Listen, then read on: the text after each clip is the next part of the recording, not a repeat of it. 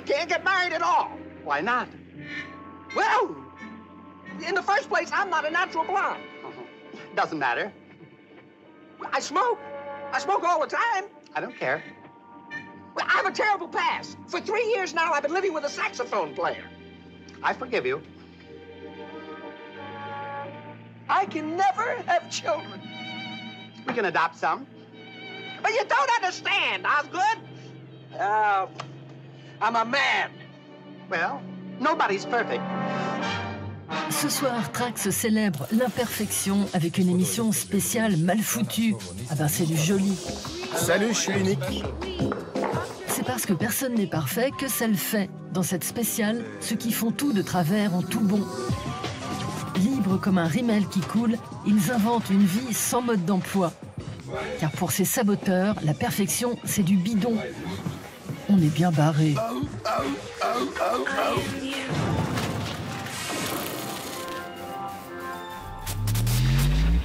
Quand je regarde cette pièce, je suis illico attirée par quelques textures. Tu vois cette couverture? La matière m'inspire un fard à paupières. Et tu vois ce coussin? Je suis en train de me dire que je pourrais m'en inspirer pour faire un maquillage floral. Par exemple, je pourrais coller ces feuilles sur mes yeux pour faire un eyeliner. Bien sûr que je ne vais pas sortir comme ça dans la rue, mais c'est amusant de jouer avec son visage.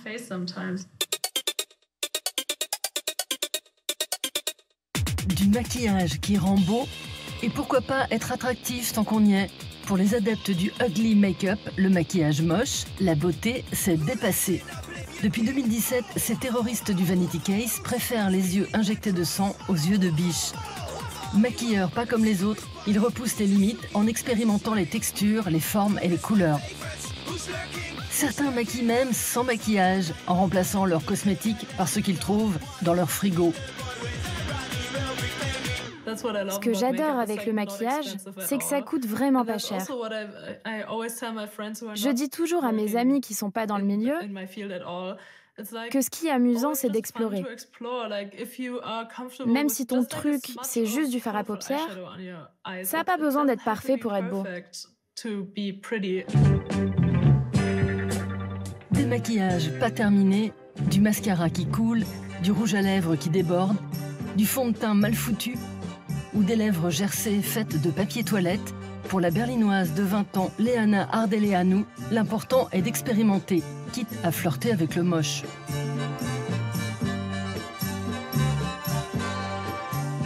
Depuis 2 ans, ce que préfère cette maquilleuse autodidacte, c'est coller des trucs sur le visage de sa muse. Le jeune homme de 22 ans est encore tout ému de sa séance photo en mars dernier. Ça m'a pris presque 1 heure pour enlever toutes ces fleurs de mon visage. Et il en restait encore. J'ai dû accepter de me balader pendant 3 ou 4 jours avec des restes de colle sur le visage.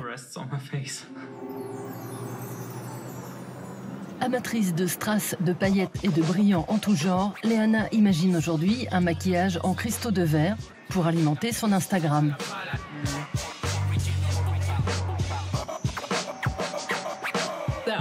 Il y a tellement de règles dans le maquillage que si t'en sors, les gens font « Ah, il y a quelque chose qui va pas dans cette photo ».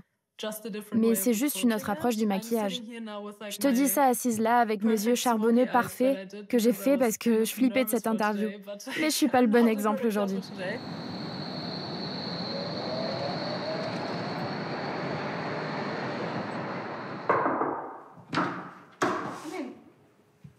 À 32 ans, la Hongroise Esther Magyar nous reçoit à Berlin avant de déménager à Londres. Le ugly make-up, c'est elle. Les femmes croient qu'elles doivent être belles pour se faire accepter. Et je trouve ça malsain parce que personne n'est parfait. Mais dans du bonheur, c'est l'exemple même. Il y a 10 ans, les gens se moquaient de moi. À cause de ça, j'ai été harcelée. Et aujourd'hui, c'est la dernière tendance. La beauté est une chose qui change de minute en minute. Maquilleuse professionnelle pour les plus grands magazines de mode, Esther commence à poster des photos de ses expérimentations alors qu'elle s'ennuie dans son métier à Budapest. Après avoir reçu des messages négatifs, Elle crée pour rigoler le hashtag Ugly Makeup Revolution. 2 semaines plus tard, ils sont des dizaines de milliers dans le monde à le reprendre. Surfant sur la vague du body positivism, la maquilleuse se lance alors dans l'activisme du maquillage de travers, en pointant du doigt ce qu'il révèle.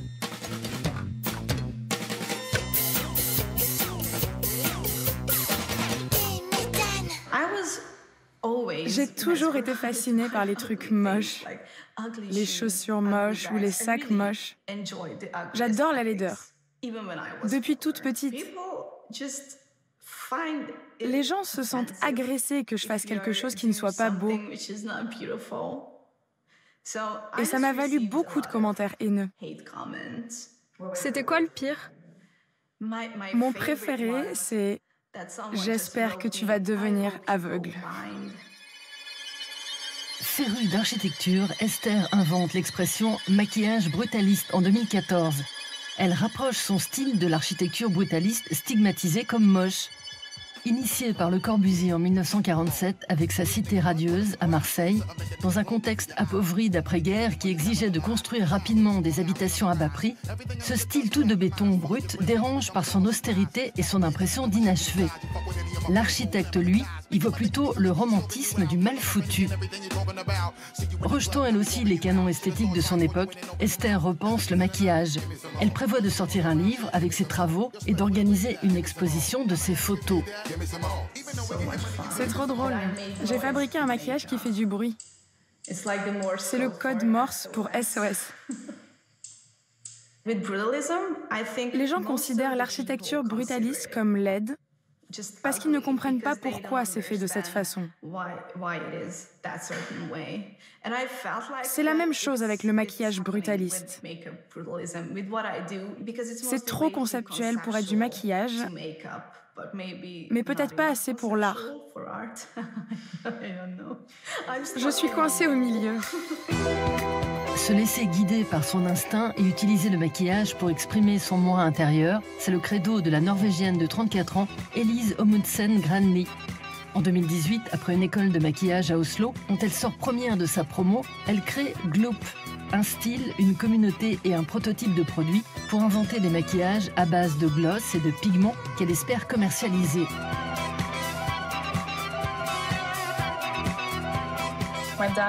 Un jour, mon père a frappé à la porte parce qu'il était en colère contre moi.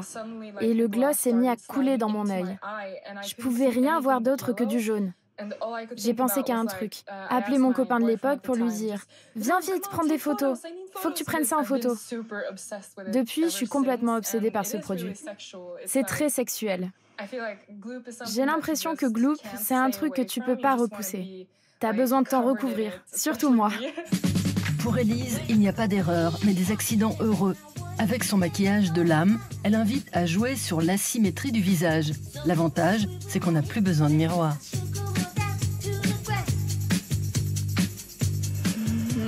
Qu'est-ce que j'ai envie de faire? Peut-être ça. Ouais, c'est cool. J'aime bien. Comme lorsqu'elle poste des photos de ses coups de soleil, Elise transforme ses faiblesses en force créatrice. Souffrant d'anxiété et de dépression, le maquillage lui fait du bien. Il l'aide à exorciser ses peurs. Inspirée par la mélancolie scandinave, l'artiste raconte également des histoires à travers ses maquillages digitaux.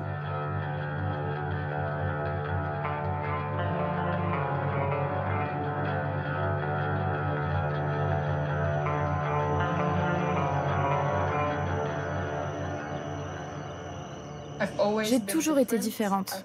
Je suis jamais rentrée dans le moule. Mon enfance n'était pas top. Je n'avais personne à qui parler. J'avais l'impression de ne pas recevoir assez d'amour de mes parents. Il y a toujours un message dans mon travail partant de quelque chose que j'ai appris à travers ma vie personnelle. J'ai créé ce maquillage que j'ai appelé « romantique sans espoir » parce que j'ai eu une phase en arrivant à Oslo où je pensais être amoureuse de ce mec. Mais c'était pas le cas. J'étais juste super obsessive et je voulais chercher quelqu'un à qui me raccrocher. Du coup, j'ai créé ce look que j'ai retravaillé sur Photoshop pour avoir l'air super désespérée. Prendre son visage pour une toile, certains ont franchi le cap et font de leur trombine un tableau. Le maquillage qui a d'autres fonctions que de rendre beau, ça commence à la préhistoire. Nos ancêtres utilisent alors les mêmes pigments pour dessiner dans les grottes que pour se maquiller. Leurs peintures de visage ont des vertus magiques et servent de signe de reconnaissance ou pour impressionner l'ennemi. Durant l'Antiquité, les Égyptiens inventent le cat eye. Ils utilisent le kohl pour protéger leurs yeux du soleil et honorer les dieux. Mais aujourd'hui, alors que l'industrie de la mode charrie ses dollars, seuls quelques peuples résistent. Ainsi, ces tribus de la vallée de l'Omo, en Éthiopie, berceau de l'humanité, inventent toujours d'incroyables maquillages à l'aide de tout ce que leur offre la nature. Pour la moscovite originaire d'un village du nord de la Russie, Margarita Hart, un retour aux sources s'impose. À 28 ans, celle qui aimait tant offrir des collages à ses parents quand elle était petite n'utilise plus de cosmétiques, mais de la pâte à modeler qu'elle agrémente ici de fils chenilles. C'est plus qu'un jeu. J'aime inventer des personnages fantastiques comme ceux des dessins animés. Mais je les crée sous un autre format, celui du maquillage. Et si le maquillage du futur était éco-friendly et réutilisable ?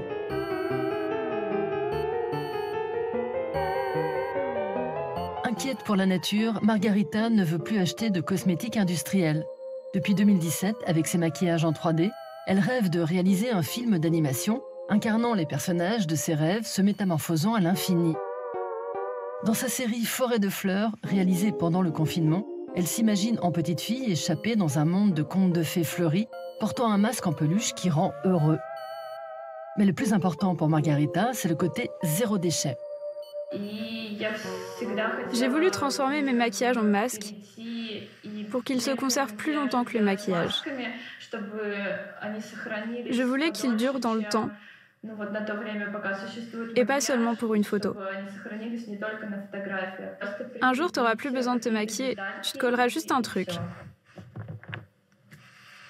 Et voilà, t'es prête. La vie est mal foutue et ça fait le bonheur de l'Américain Matt Benedetto.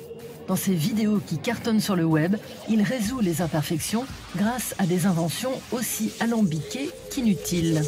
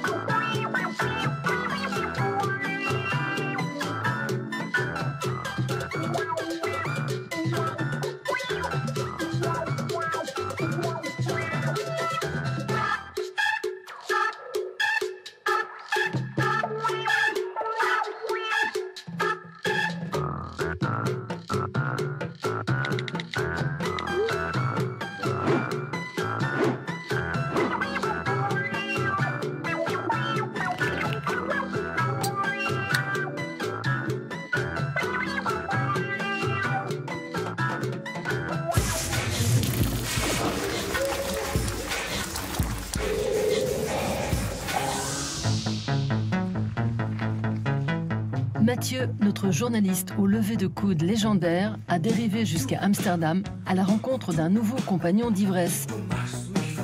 L'artiste allemand Wilhad Eilers, alias Weinhorst. À 39 ans, ce grand ado fait tout son possible pour perdre le contrôle de ses toiles et s'embrouiller les pinceaux avec méthode. Alors ? Parmi ses faits d'armes, Weinhorst a notamment peint bourré comme un âne. Dis-nous, Wine, c'est quoi la boisson qui t'a vraiment donné des ailes? C'est cliché, mais je me souviens que l'absinthe rend vraiment fou. Je pensais, ouais, l'absinthe, ça rend dingue et blabla et tout le truc. Et je me suis retrouvé à suivre un type un jour que je connaissais parce que je le voyais tous les jours. Il bossait à la station-service. Je me souviens être devenu tout d'un coup très triste. J'ai pensé, ce gars ne connaît même pas mon nom. Il n'y a aucune raison qu'il connaisse mon nom, mais j'ai attendu devant la station-service jusqu'à très tard le soir, en me disant, je vais attendre qu'il finisse de bosser et je vais lui en toucher un mot. Heureusement, je ne l'ai pas fait. Ces dernières années, Weinhorst s'est fait une spécialité des scènes de banquets dantesques ou des tableaux de fin de soirée. Ces moments où la nuit titube après le verre de trop et où la fête tourne au vinaigre.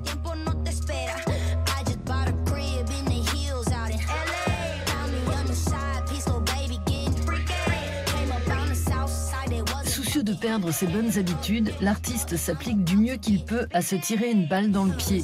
En plus de peindre après l'apéro, il a aussi l'habitude de dessiner les yeux bandés ou sans regarder la toile.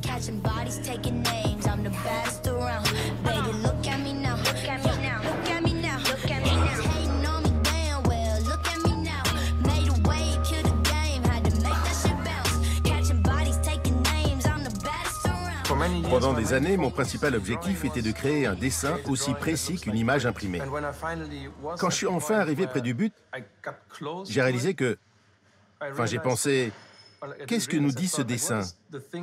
Et la seule chose, à mon sens, qu'il disait, c'était « Regardez comme je suis doué ». Je me suis dit que c'était vraiment un message très, très ennuyeux. Alors j'ai décidé qu'il fallait que je détruise tout ça. C'est là que j'ai commencé tout ce que j'appelle casser la main, c'est-à-dire toutes ces expériences de dessin à l'aveugle, à la main gauche, tout un tas d'exercices pour me sortir de ce que je connaissais. Peut mieux faire, c'est pas le truc de Wine qui préfère sortir de sa zone de confort et se vautrer dans le mal foutu. Salut, je suis unique. Dans son atelier mezzanine situé au-dessus d'un restaurant de la rive nord d'Amsterdam, l'artiste s'est mis à la peinture à l'huile et recouvre les murs de ses fresques orgiaques bourrées de trognes d'ivrogne dégoulinant jusqu'au sol. C'est une soirée fantastique pour elle, parce qu'elle se sent au top. Alors ce soir, elle va grimper sur le bar. Ce gars s'en fiche un peu, mais ça n'a pas d'importance parce qu'il a des yeux et qu'il la regarde. Alors elle va s'asseoir là-dessus, dégager ce putain de journal de la table et dégommer le verre. On s'en fout, je suis là, fais avec. Né en 81 d'un père anesthésiste et d'une mère formatrice en gériatrie, Wille-Had grandit à Brême, au nord de l'Allemagne, dans une famille de classe moyenne.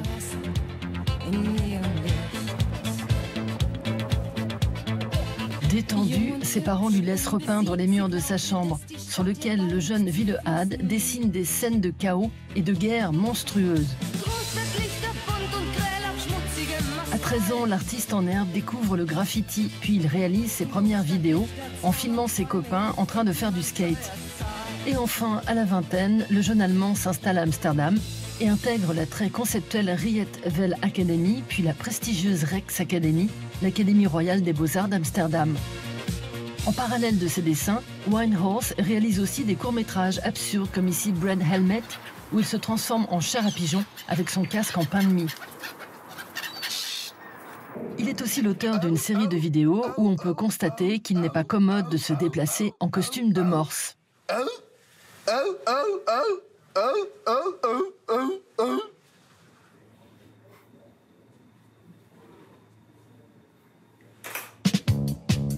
Pour composer ces scènes qui partent en sucette, Wijnhorst erre sur Internet en quête de son top of the foireux.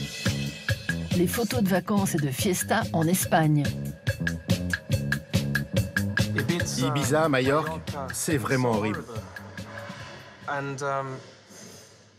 Quand je vois ces photos de nuit, c'est comme une guerre contre rien. Les personnes âgées racontent souvent des histoires de guerre. Eh bien, je pense que les nouvelles générations raconteront, elles, des histoires de vacances à Majorque. La guerre de notre génération, c'est qu'on en est au point, à la Pinte, on est à deux doigts de vraiment comprendre ce que notre société fait à notre planète. Mais aider à résoudre ce problème est une voie difficile et périlleuse. Alors, en attendant, boire jusqu'à l'aveuglement est une option plus simple. Je viens d'acheter ce chariot à un fast-food. D'une certaine façon, c'est sympa qu'il ait cette histoire-là.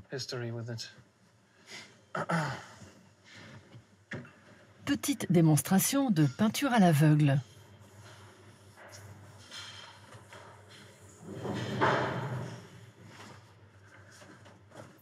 Il s'accroche à elle.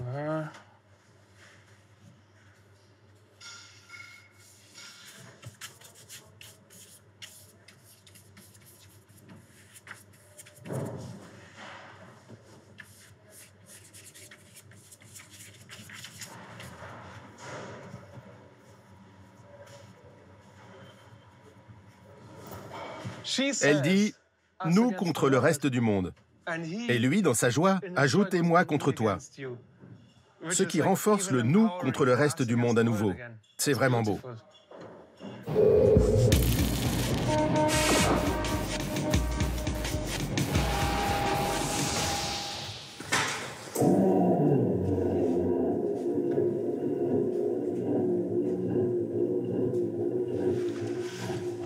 Ouais, c'est parce que le travail de la vibration, du coup, est un peu étouffé par la mousse qui est là. Tout ce qui va être petits aigus et frottements va être du coup, hyper sourd. Et du coup, elle a un trajet assez tortueux jusqu'à arriver au capteur qui est là. Il y a un décalage avec les objets qu'on manipule. Les gens, du coup, savent pas ce qui se passe dans leur téléphone. Du coup, quand ils l'utilisent, moi, ça me fait plutôt flipper, en fait. Du coup, j'aime bien utiliser des objets, du coup, que je sais ce qui se passe dedans, du coup, de maîtriser, du coup, un peu comprendre, du coup, son environnement. Quand Pierre se déplace, c'est jamais sans un 4 tonnes. En mars dernier, il est l'invité du festival Sonic Protest à Bagnolet. Comment t'as fait tenir tout ça? Au fil de fer. Ça fait belle lurette que Pierre Gordef n'est pas entré dans un magasin de musique. Pour le Nantais, mettre la main à la pâte n'est pas un vain mot et do it yourself, un credo à suivre religieusement.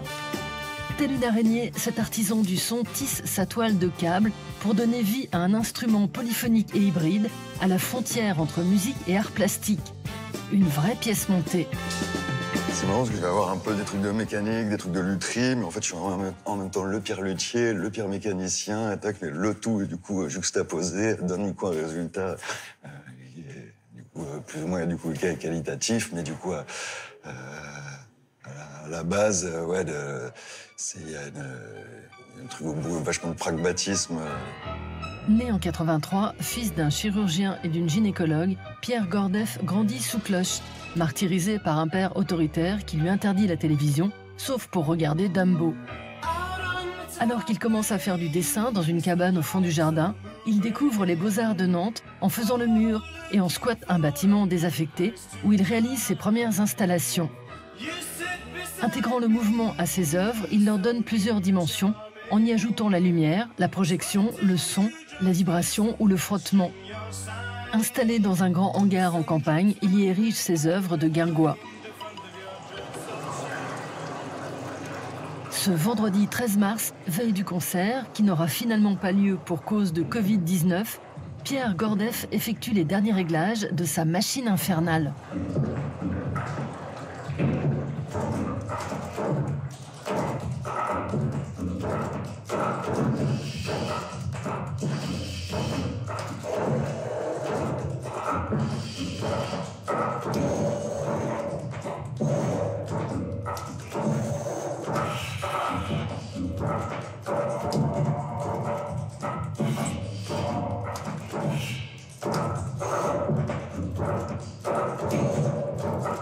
Préparer soi-même son camion, du coup avec son compteur électrique, du coup je vais vivre exactement comme du coup je fais les choses, donc là, ma façon de cuisiner, dormir, la méthanique à mon atelier, si je me construis une mezzanine, elle va avoir la même gueule. Gaston Lagaffe a son gaffophone, le Québécois Thomas Bégin a lui inventé le lithophone. À l'aide d'une grue, il est allé chercher ces roches d'1 tonne chacune pour fabriquer cet instrument de musique au son à peine perceptible, celui des grains de silice qui tombent au moment où les pierres se frottent. Dans la catégorie « Je me complique la vie », c'est un peu un truc de cybernéticien. T'as le point A qui tourne en rond, qui rejoint le point A. Mais t'as aussi la pierre comme ça, la pierre A qui pousse la pierre B, qui pousse la pierre A. Donc, c'est une espèce de système informatique avec un feedback. Avec ce concert réalisé dans une galerie d'art de La Hague, Thomas rend visibles les ondes sonores. Tirant des ficelles entre des cordes et des micros de guitare suspendus, ce Geppetto du son recrée artisanalement le mode de fonctionnement d'un oscillateur électronique.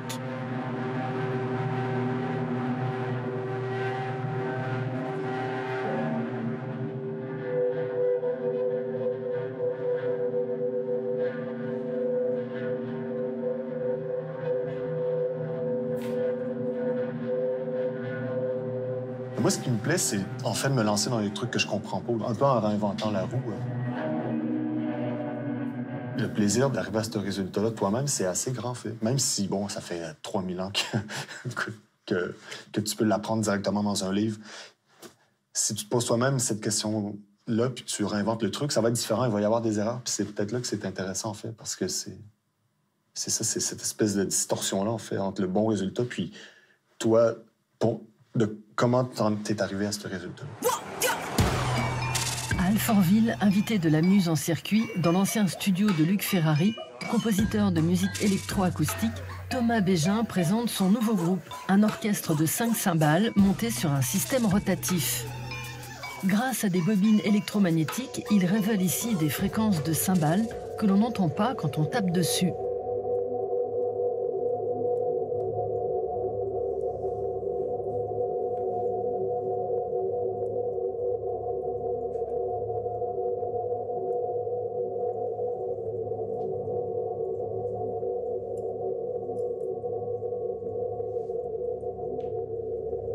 Que les trucs soient compliqués à fabriquer, je pense que c'est bon. On fait pas... Peut-être que ça fait qu'on pense un petit peu plus à faire les trucs qu'on fait. J'espère ça, à quelque part. Tu peux avoir n'importe quelle mauvaise idée puis la faire fabriquer en Chine parce que tu as du pognon puis tu peux le faire. T'sais, à un moment donné, c'est penser aussi à ce que ça l'implique. Charcuter un micro à la disqueuse, c'est le moyen jubilatoire trouvé par l'artiste Yann Le Gay pour désacraliser la technologie et progresser dans sa quête du Graal sonore.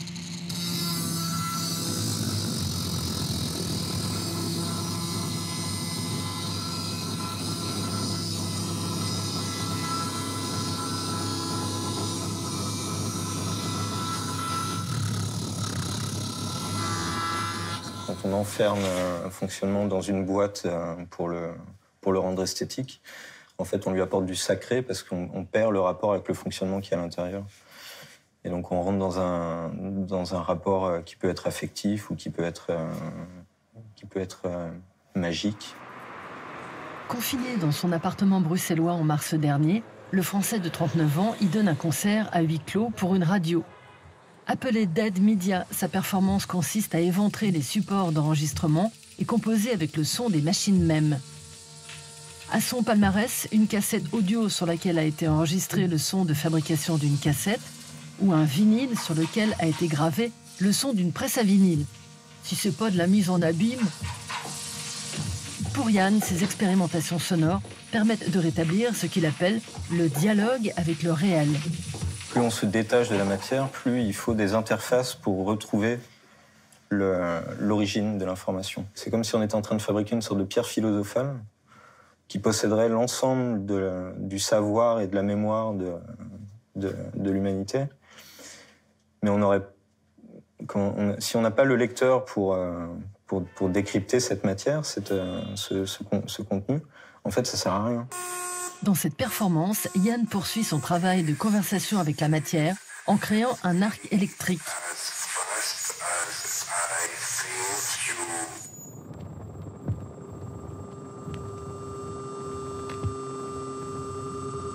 Et avec Head Crash, 4 disques durs piratés à l'aide de capteurs sont utilisés comme des platines. Quand le stockage de données se transforme en musique de chambre intime.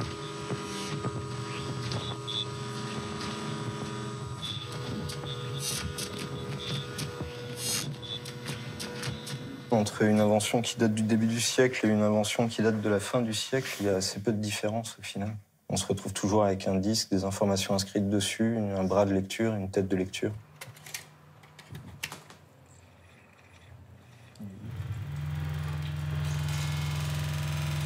C'est une manière de lire un disque, un mini-disque en vinyle.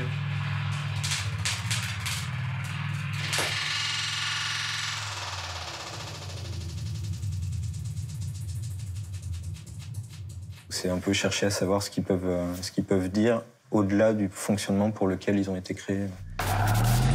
Trax, c'est où tu veux, quand tu veux, sur arte.tv et les réseaux sociaux.